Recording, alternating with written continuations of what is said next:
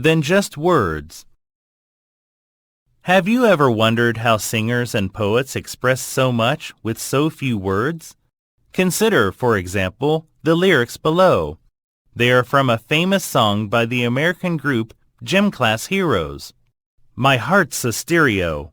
It beats for you, so listen close. Hear my thoughts in every note. Make me your radio, and turn me up when you feel low. The lyricist wishes that his heart were a stereo and that he himself were a radio. Everybody knows that these wishes cannot come true. However, the lyrics sound natural, don't they? The comparisons are made to convey feelings of love in a more concise but memorable way. In other words, the metaphors of a stereo and a radio are used to express the singer's intense feelings using as few words as possible. What is a metaphor? A metaphor is a figure of speech in which a comparison is made between two different things. The word metaphor itself comes from a Greek word meaning to carry across.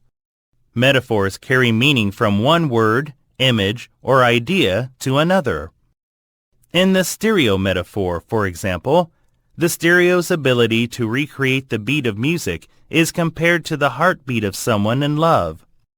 Some people think of metaphors as just the sweet stuff of songs and poems. In fact, however, we use metaphors every day. They are baked right into our language. Dr. Gregory House from the TV series House MD says metaphorically, I'm a night owl. Wilson's an early bird.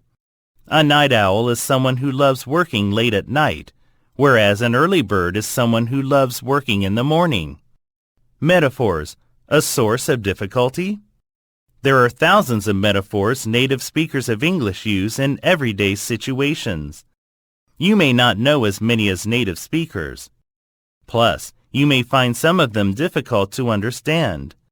Consider the examples below. Life is a roller coaster.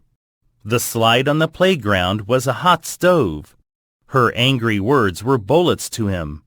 My dad always says to me, You're the apple of my eye. Think carefully about the comparisons made and what you already know about the world. Then you may be able to understand what the metaphors mean. If you know that a roller coaster goes up and down, you can guess that life also has lots of ups and downs. However, you may not always be able to guess correctly. For instance, you may fail to see what the apple of my eye means even though you understand all the words that make up the metaphor. Almost universal metaphors. Learners of English should not despair. Many metaphors are almost universal.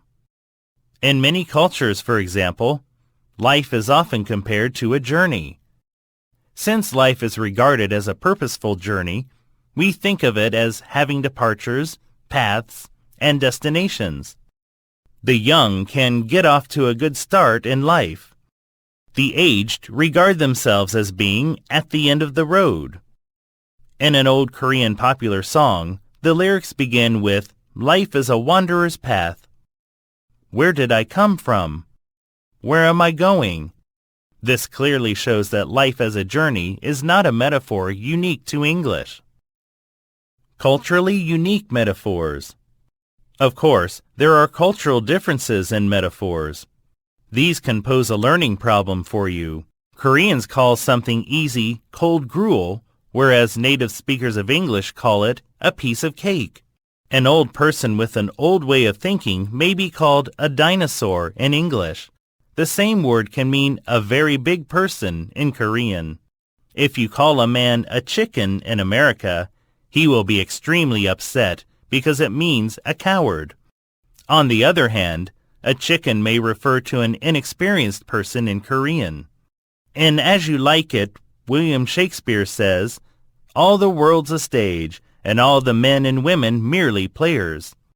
We cannot conquer the stage full of metaphors, but we do not need to have stage fright. We can become better players if we are ready to learn as much as we can.